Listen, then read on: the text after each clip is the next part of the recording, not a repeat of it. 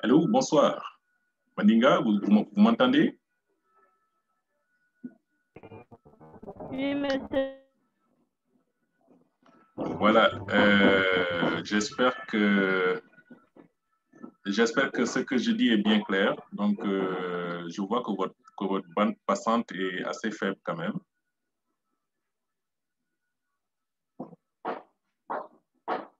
Allô? Je vous entends clairement. Il y a mon niveau, monsieur.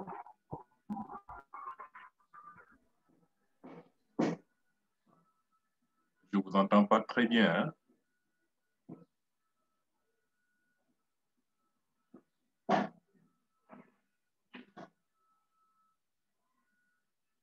Allô? Allô? Oui, allô? Là, c'est bon. Est-ce que vous m'entendez très bien? Oui, allô?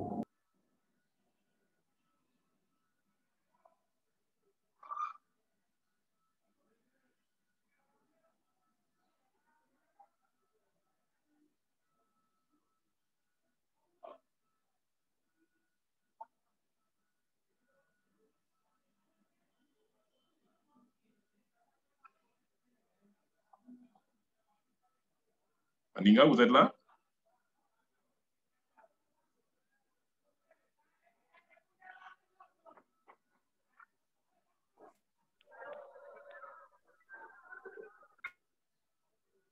Allô? Oui, allô, monsieur Duba? Oui, moi je vous entends, oui. Je vous entends également.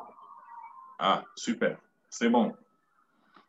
Bon, je pense qu'on va commencer. On va commencer la séance parce que nous n'avons pas beaucoup de temps, hein. La formule que j'ai prise pour Zoom, c'est pas.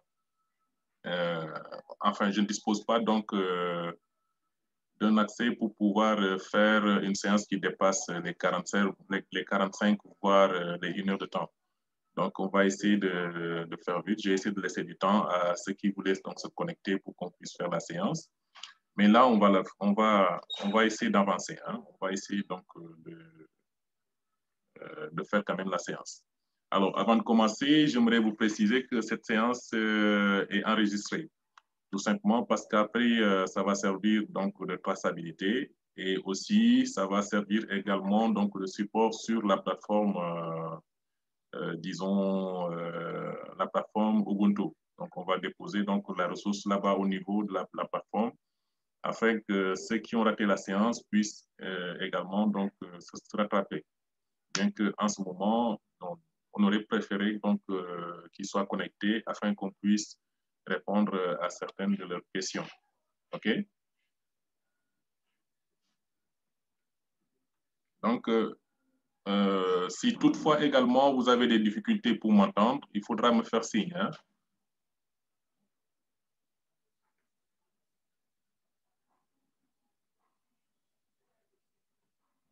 Allô?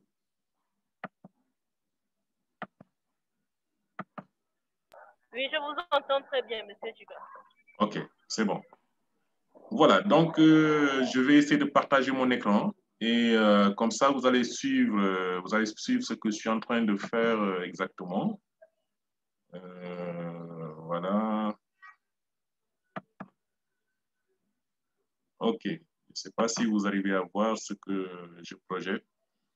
Alors là, je suis devant donc la bibliothèque ScholarVox. J'avais fait donc le cours sur la bibliothèque ScholarVox et j'ai déposé, disons, des ressources au niveau de la plateforme. Donc, la séance d'aujourd'hui aura pour but précisément de revenir un peu sur certains aspects. On va essayer de survoler rapidement. On ne va pas refaire le cours, je précise, parce qu'on l'a déjà fait. On va juste peut-être d'une manière globale essayer d'expliquer un peu et surtout, peut-être essayer de répondre à vos différentes questions parce que certainement vous en avez et on va essayer maintenant de répondre à vos questions. OK? Donc, c'est tout simplement ça l'objectif de cette séance d'aujourd'hui.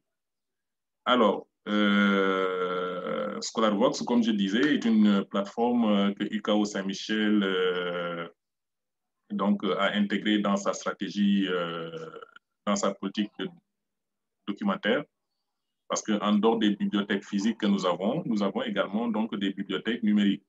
Et ces bibliothèques permettent à nos étudiants donc de pouvoir tout simplement disposer d'un accès diversifié de sources d'informations.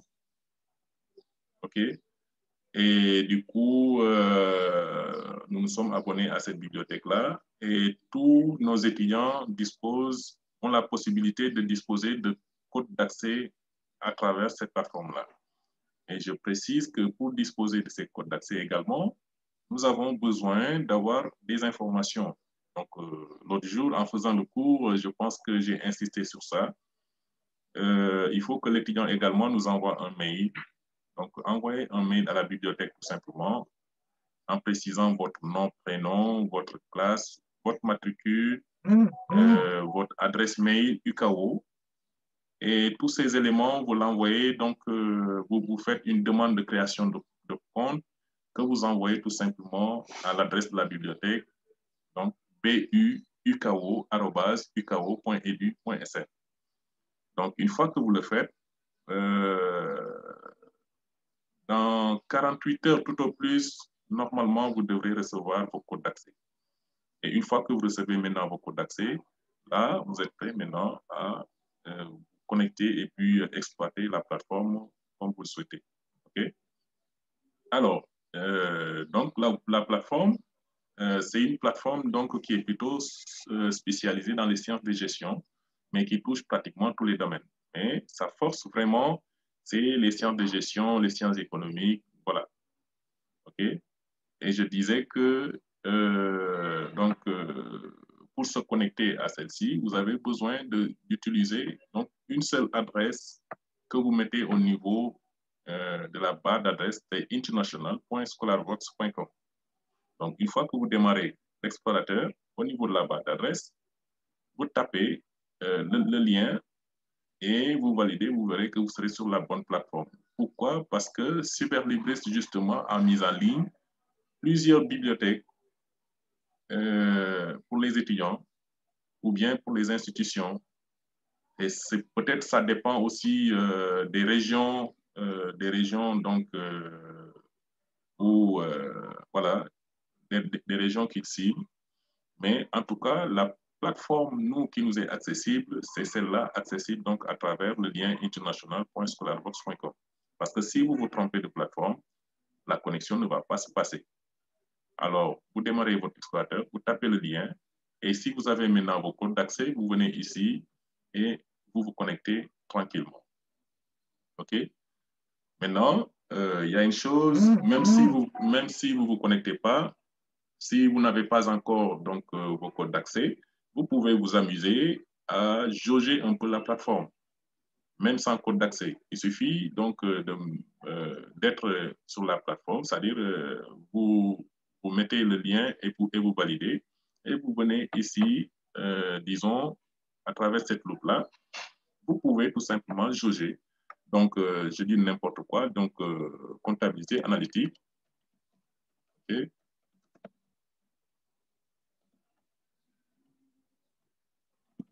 Comptabilité analytique. Et en retour, vous avez des résultats. OK?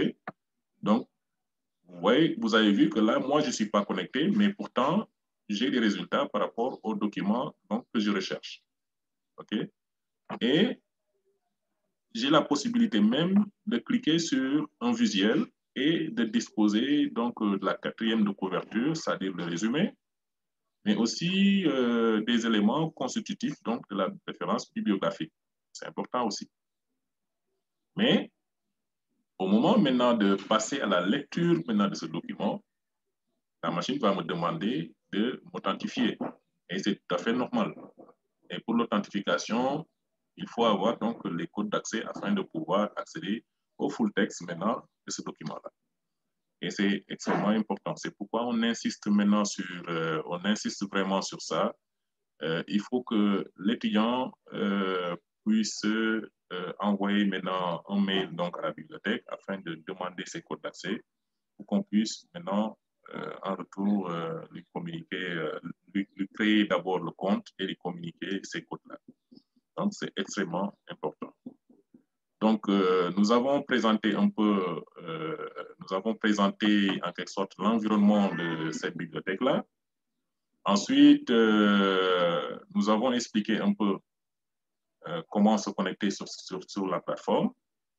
Nous avons vu également comment on fait de la recherche sur Scholarvox. Donc, je ne vais pas revenir là-dessus parce que les vidéos sont déjà sur la plateforme. Mais sachez que vous avez quand même trois façons de rechercher sur la plateforme. En faisant ce qu'on appelle la recherche simple, en utilisant des mots-clés ou des expressions très précises, parce que n'oubliez pas que vous ne vous adressez pas à une personne, mais vous vous adressez à une machine. Alors, ce qui signifie quoi? C'est-à-dire que tout ce que vous mettez sur la barre de recherche afin de trouver des informations, la machine donc va les utiliser pour en retour vous fournir les résultats voilà, qu'il trouvera. OK?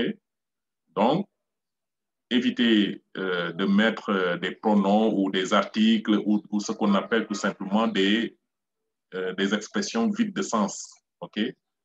Par contre, utilisez des expressions quand vous faites une recherche, des expressions ou des mots-clés vraiment, parlants, des mots-clés qui ont donc du sens, des mots-clés à travers donc une indexation, vous pourrez trouver donc quelque chose. Par exemple, si je dis contrôle de gestion, là, c'est clair, par exemple. Hein? Contrôle ou bien comptabilité analytique, là aussi, c'est très clair. Quand je dis, par exemple, disons, ou bien j'utilise, disons, quand je dis pour ceux qui font la gestion des ressources humaines, je dis la gestion des compétences, c'est quelque chose de clair. Donc, c'est des expressions ou bien des mots-clés vraiment précis que j'utilise pour demander en retour donc des informations. Donc, vous voyez. Aussi, nous avons parlé également donc de la recherche, disons, exacte en utilisant les guillemets au départ et à la fin des expressions. Ça, c'est davantage pour préciser la recherche. Aussi, nous avons parlé donc de la recherche par filtre. La recherche par filtre, c'est en quelque sorte des extensions, tout simplement, des extensions donc, que l'on fait afin donc, de disposer de certains résultats ou bien de certaines informations qui vont au-delà de ce que nous recherchons, mais qui pourraient peut-être nous intéresser. Par exemple, si je dis contrôle ou bien si je dis comptabilité analytique et j'associe maintenant à ces termes-là, je dis par exemple, je dis droit par exemple, j'utilise le filtre droit. Peut-être que je voudrais voir peut-être que s'il y a disons, une législation, je ne sais pas, parce que je ne suis pas du domaine, hein, je dis n'importe quoi. Peut-être qu'il y a une législation qui organise un peu ce secteur-là, ou voilà, où il y a des textes ou des choses comme ça. Bon, voilà. Donc, pour dire que la recherche, parfois, elle est, comment on appelle ça, elle est transdisciplinaire, ok? Donc, elle est multidisciplinaire. Donc, voilà. Ça, c'est la recherche donc, en utilisant donc, les filtres, ok? Nous avons vu également qu'il était bon également de créer son propre espace personnel. Parce que quand vous faites des recherches, vous avez plusieurs centres d'intérêt. Vous êtes dans le domaine, par exemple, de la gestion des ressources humaines.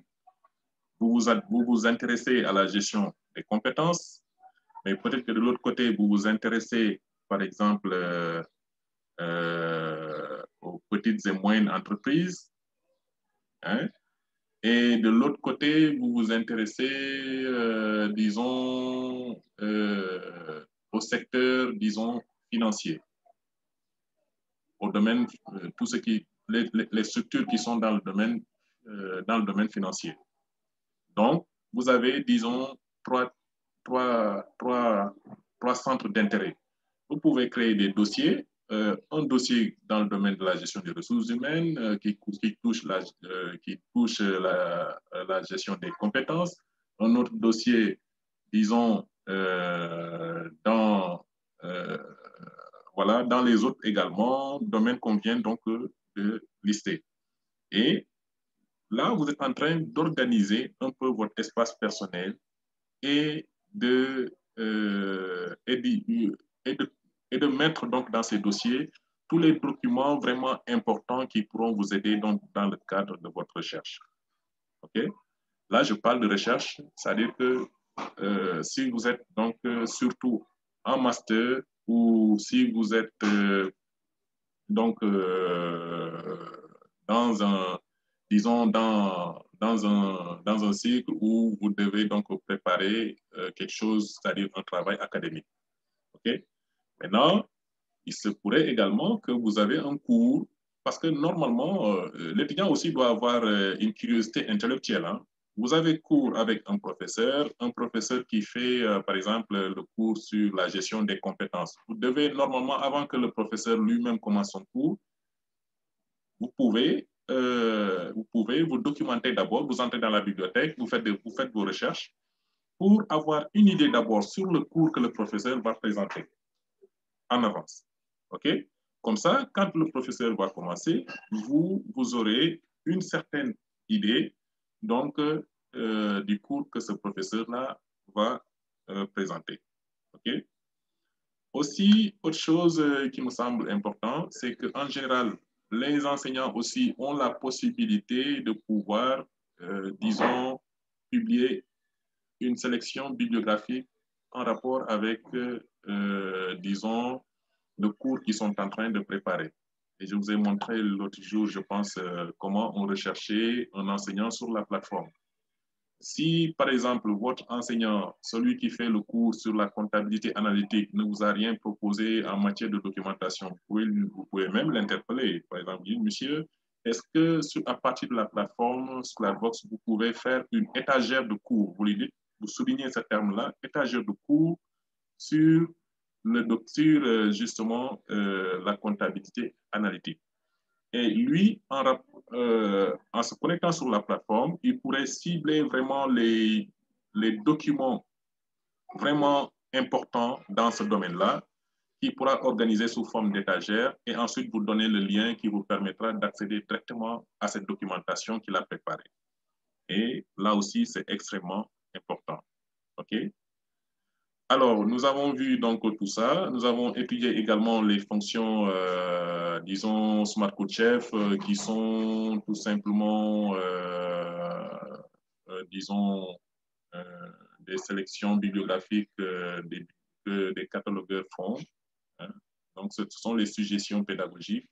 Et ça aussi, c'est justement pour aider le chercheur à pouvoir accéder à une certaine documentation selon donc, les disciplines.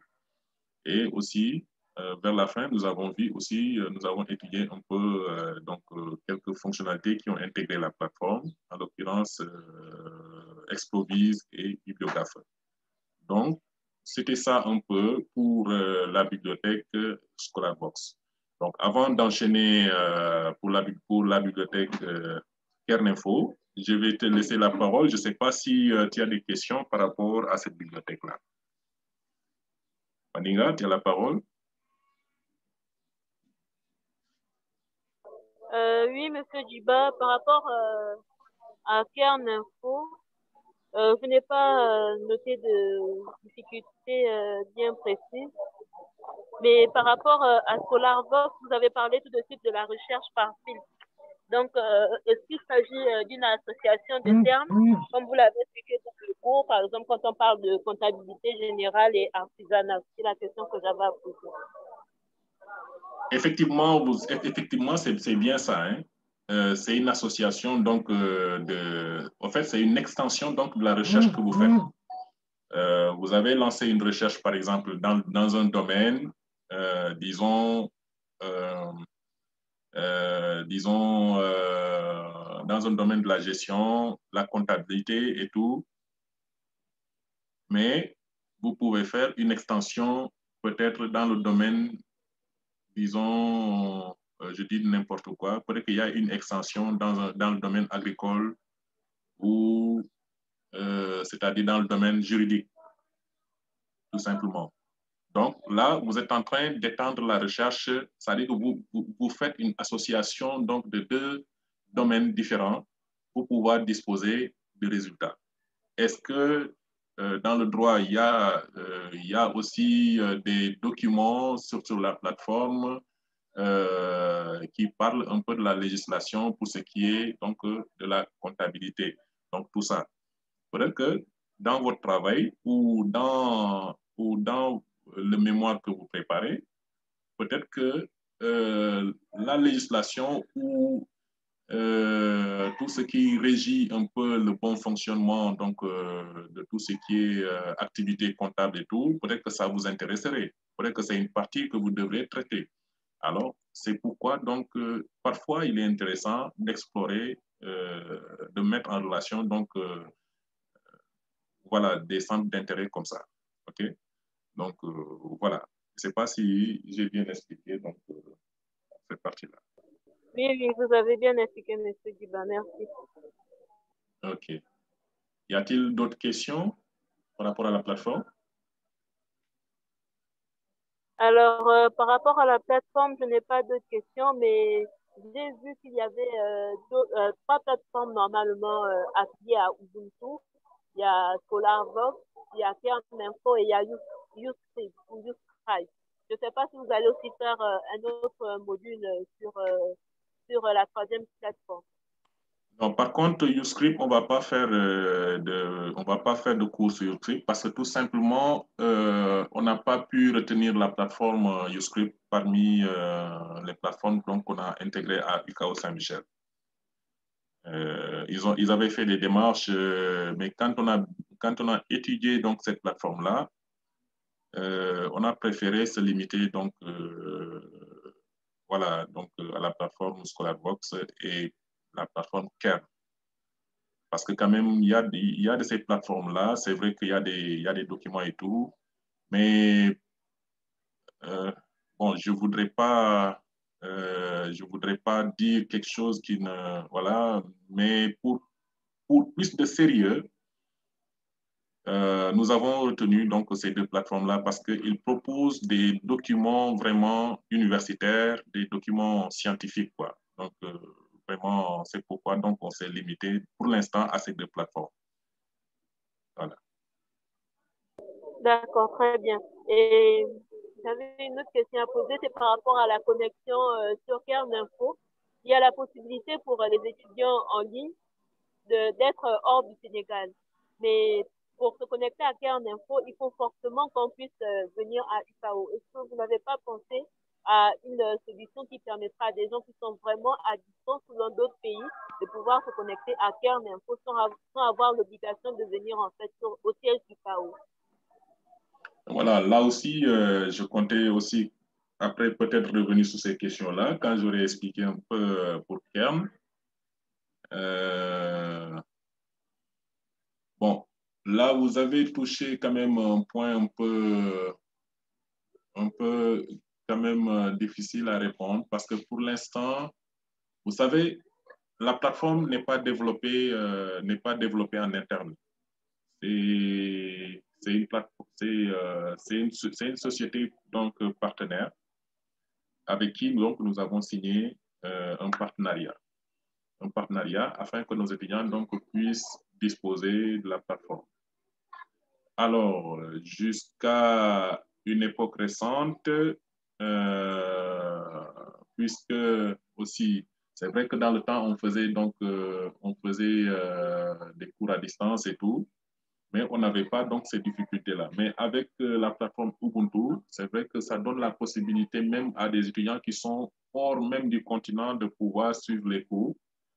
Et du coup, ce problème-là, donc, se pose forcément.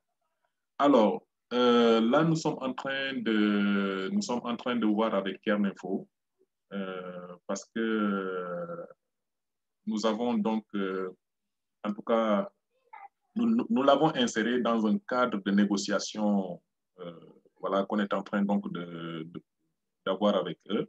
Parce que ICAO n'est pas seulement au Sénégal, hein. ICAO aussi est dans la sous-région, au Mali, en Guinée, Côte d'Ivoire, donc un peu partout. Donc, à partir du rectorat, on est en train de voir si on peut signer quelque chose, on peut signer donc, on peut avoir une offre globale pour toutes nos institutions afin donc que l'on puisse couvrir donc, en tout cas tous ces territoires où UCAO se présente. Donc, vous voyez que là, actuellement, je ne pourrais pas vous donner de réponses précises parce que nous sommes en négociation. Et si toutefois la nouvelle tombe, là, ça serait un plaisir pour nous de vous l'annoncer. Et puis, voilà. Mais pour l'instant, ce qui est possible, c'est vraiment de faire l'authentification d'abord sur place et ensuite, une fois que vous partez, même à partir de chez vous, vous pourrez l'utiliser. D'accord, très bien, monsieur Diba. Mais en attendant, je précise, je pourrais poser la question si entre-temps, c'est-à-dire que pour le moment, est-ce qu'il ne pourrait pas avoir donc, une solution temporaire? Là, je vais poser la question. Hein. D'accord, très bien, d'accord. Voilà. Alors, parlant aussi de Kerninfo, donc on a fait aussi la présentation qu'on a déposée aussi sur la plateforme Ubuntu. Kerninfo, surtout pour vous les chercheurs, Kerninfo est une très bonne plateforme parce que tout simplement, c'est une plateforme qui est plutôt spécialisée dans les revues. Et tout le monde sait quelle place occupent les revues donc, dans la recherche scientifique. Okay? Donc, voilà. Et aussi, autre chose, l'accès aux revues est très, très difficile. Auparavant, les revues donc, étaient produites donc, en format papier. Mais là, avec les nouvelles technologies, on a de plus en plus de portails qui proposent maintenant des revues et autres. Et parmi ces portails-là, nous avons vraiment la revue, nous avons donc la bibliothèque Kerninfo. Kerninfo donc propose plusieurs revues. Ils ont à peu près quelques 500 et quelques revues donc, à nous proposer dans des domaines différents. Donc, en dehors des revues également, ils ont des ouvrages généraux. Hein, ils ont des mini-encyclopédies. Les ouvrages généraux tournent autour de 11 000, je pense, 11 000 et quelques, hein, si je ne me trompe. Donc voilà, 11 000 et quelques ouvrages généraux. Ils ont aussi des mini-encyclopédies, que sais-je, repères. Alors, leur importance, c'est quoi? Peut-être que je n'en ai pas parlé l'autre jour. Les mini-encyclopédies, surtout, vous savez, quand vous démarrez une recherche, je ne sais pas si vous aviez suivi un cours de recherche documentaire. Là aussi, c'est bon. Je ne sais pas si votre directeur d'études va mettre ça dedans, mais c'est bon de suivre quand même un cours de recherche documentaire. Ça vous montre un peu comment est-ce qu'on prépare une recherche. Je ne parle pas de recherche, je ne parle pas de cours de méthodologie de recherche en tant que tel, mais la méthodologie de recherche documentaire, parce que c'est deux cours différents. Alors, la recherche documentaire en elle-même doit suivre donc une forme donc d'entonnoir en quelque sorte. Ça signifie quoi? Partir du général vers le particulier. Vous avez un sujet, vous avez un thème sur lequel vous travaillez. Donc, votre recherche doit partir du général vers le particulier. Parce que tout simplement, à partir de votre thème, peut-être que, je ne sais pas si c'est vous qui l'avez choisi ou votre encadreur vous a donné un thème d'office, mais il y a toujours cette phase où vous devez préparer préparer donc votre recherche, vous devez cerner le sujet, vous devez donc délimiter votre sujet, hein, et tout ça. Alors, pour cerner le sujet, il y a un minimum de connaissances que vous devriez avoir donc, sur votre sujet. Hein? je ne parle pas de la recherche approfondie, mais au moins, c'est-à-dire cerner votre sujet en éclairant donc, quelques concepts, en faisant donc un peu de recherche pour avoir un minimum, en tout cas une idée précise donc, sur votre sujet au départ. Parce qu'il faut que ça soit bien clair pour savoir exactement là où vous allez. Est-ce que vous voyez? Alors, une fois que maintenant que c'est fait, là vous pourrez maintenant passer maintenant à une recherche approfondie. Maintenant, pour cette étape-là, pour c'est-à-dire éclairer votre sujet et cerner tout, et cerner donc votre sujet et tout, vous avez besoin de commencer par certains outils, par exemple les encyclopédies. Il y a les encyclopédies, il y a des encyclopédies spécialisées également, hein, dans des domaines bien précis. Les mini-encyclopédies, il y a aussi des dictionnaires également qui sont des dictionnaires spécialisés également dans des domaines, ainsi de suite. Et ici, sur la plateforme, vous avez les mini-encyclopédies que sais-je repère, qui aussi développent, par exemple, certains thèmes, voilà, et pourront vous aider vraiment à éclaircir au départ votre sujet. Donc, c'est pourquoi c'est intéressant. Et ici, nous avons donc des magazines de presse, voilà, des magazines de presse qui pourront également vous aider. À partir donc de cette plateforme, on vous a expliqué.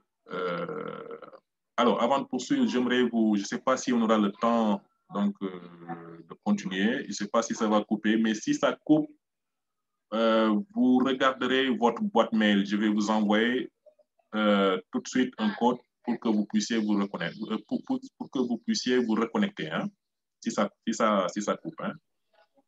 Alors, d'accord, très bien. OK. Alors, donc, nous avons expliqué aussi comment on fait la recherche sur la plateforme. Parce que les trois principes également sont valables ici. C'est-à-dire la recherche simple, la recherche exacte et la recherche à travers les filtres. Parce que peut-être que ce qui va changer, nous n'avons pas le même environnement. Mais les filtres ici, c'est quoi? C'est tout simplement les domaines et aussi peut-être les maisons d'édition et autres. Donc, si on prend une revue au hasard, voilà, par exemple, cette revue, les espaces temps de l'éducation. Alors, l'autre jour, on a expliqué la différence entre revue, aussi numéro et article. Donc, une revue, c'est tout simplement un document, voilà, un document donc, qui, en quelque sorte, fait des publications, donc, tout simplement, d'articles donc, des chercheurs. OK? Et à chaque fois que cette revue fait une publication, cette revue la fait sous forme de numéro. OK? Alors, donc, si vous faites une recherche ici, par exemple, nous allons dans le domaine des sciences économiques et de gestion, nous avons, voilà, 99 revues. OK? À partir de là, vous pouvez faire, disons, vous pouvez consulter la liste. Mais si ça ne suffit pas, vous pouvez faire, par exemple, une recherche. Je vais rechercher gestion, disons, bon, comportement organisationnel. Bon, OK.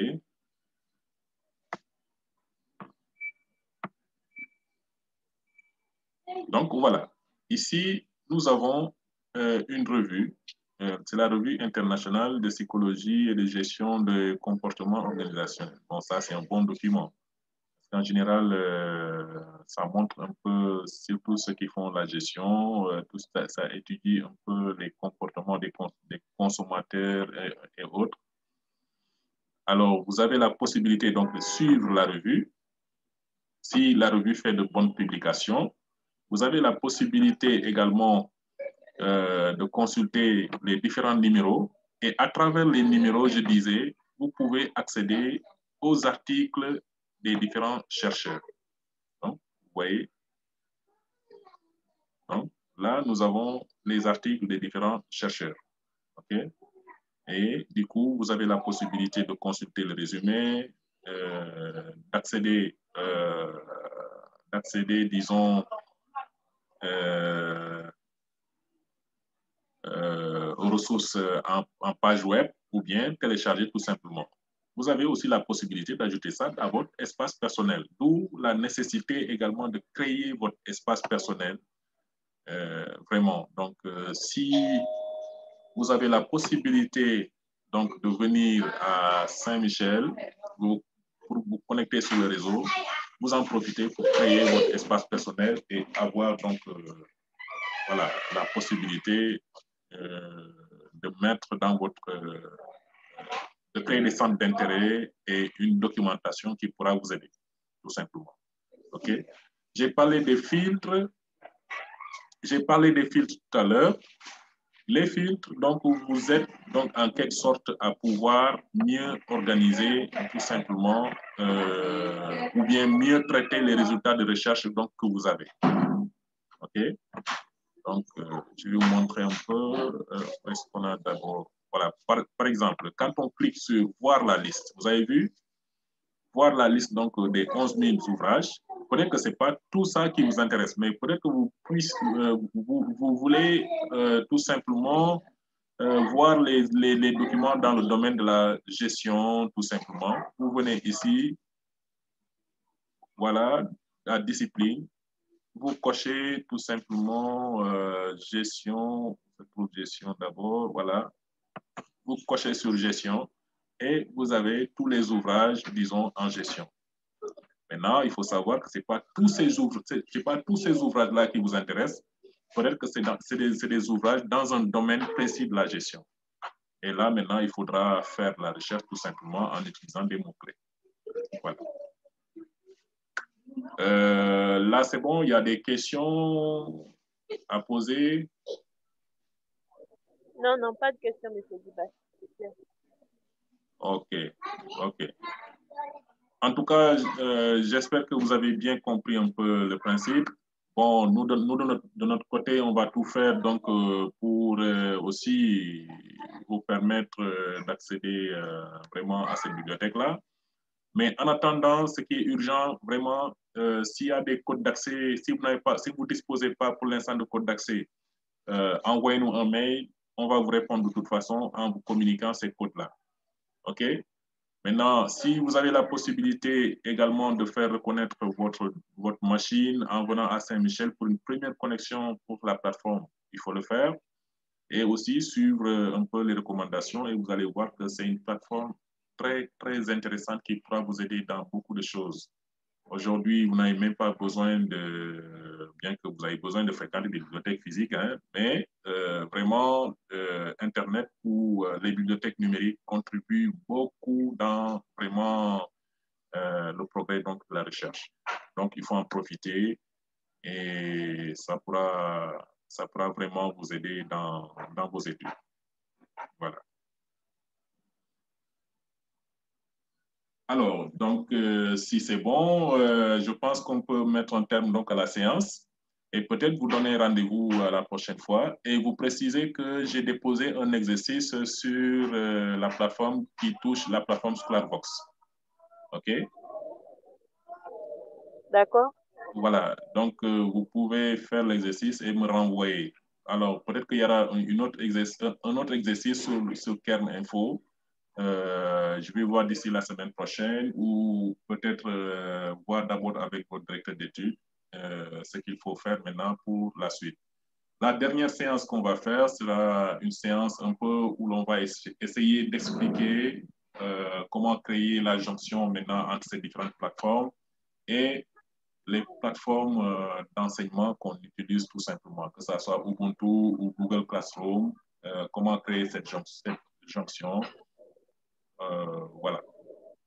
Donc, c'est ce qu'il vous reste à faire. Donc, d'ici la semaine prochaine, vous aurez également des ressources qu'on déposera sur la plateforme.